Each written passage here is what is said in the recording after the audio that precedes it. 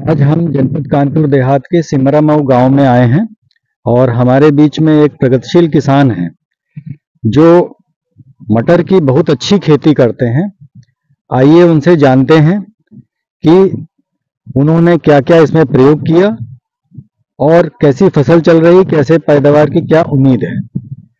तो आप पहले अपना परिचय दीजिए।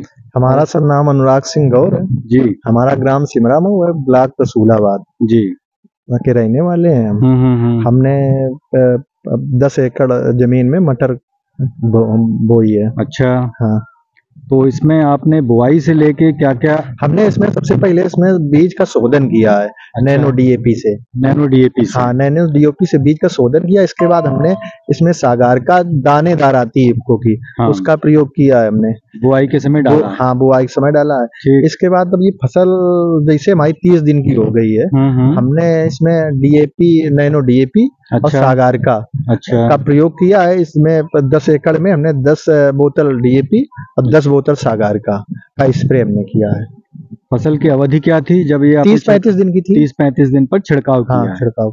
अच्छा, बुआई में आपने दानेदार सागरिका के अलावा भी कुछ डाला था? हाँ, इसमें दानेदार सागरिका और 5 किलो बीघे के हिसाब से वो डीएपी का प्रयोग किया। लेकिन हमने जो मात्रा है डीएपी की बहुत कम कर दी है, सीधे 1/4 मात्रा डीएपी। अच्छा। जो दानेदार डीएपी आती है उसकी 1/4 मात्रा कर दी थी। अच्छा। लेकिन सागरिका की मात्रा हमने दी।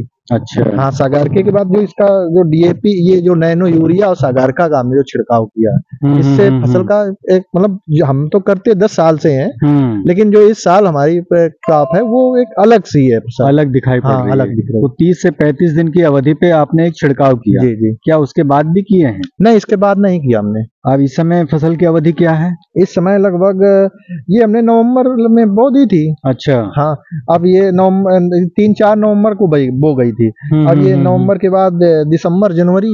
अच्छा। हाँ, ठीक। तो ये आप क्या सब्जी के रूप में मटर का भी नहीं, ये हमारा बिक्री कर रहे हैं? नहीं, कि इसका क्या उद्देश्य है? ये हमारा एक कंपनी, ये यूपीएल कंपनी है। अच्छा। उससे ये बीज का अनुबंधित है। अच्छा अच्छा। हाँ, ये जो फसल है वो कंपनी वाले ही ले जाएंगे। अच्छा। हाँ, जब ये फसल पक्के तैयार हो जाएगी तब इसका जो दाना निकलता है वो कंपनी वाले ले जाएंगे। वो कंपनी सीधे आके यहाँ से खरीद के ले जाएगी। हाँ। कौन सी प्रजाति है ये? ये GS10। GS10 है। आप कितनी पैदावार की उम्मीद कर रहे हैं? अब हम तो इसमें 12-13 कुंटल एकड़ तो सोच रहे हैं कि 12-13 कुंटल प्रति एकड़ आपकी पैदावार हो जाएगी। और गत वर्ष कितनी हुई थी? गत वर्ष तो 8-7 हिसाब से हम उसका उत्पादन ले पाते थे। हाँ। यानी कि लगभग 4 से 5 कुंटल की पैदावार की बढ़ोतरी आप देख रहे हैं। दिख रही है ना, उसमें जो छिया का साइज है, छिया का दाना है, उसका जो आकार है, हमेशा दाना जो छिया में होता था वो 6 या 5, अब की बार 9 घेरा का दाना है। अच्छा। इसके बाद जो दाना है उसका बोर्डनेस है, छिया बोर्डनेस है, वो अलग दिख रही है। छिया का जो इसमें छिया है वो छिया दिख रही है। हाँ, इससे लग रहा कि ये 12-13-14 कुंटल की एकड़ से कम नहीं। ये हाथ में आप क्या लिए हैं? ये सागारिका है, नैनो डीएपी है। अच्छा। हाँ, इफको की। ठीक, इसी का आपने प्रयोग किया है इस खेत में जी, जिसका हमें रिजल्ट दिखाई पड़ रहा है।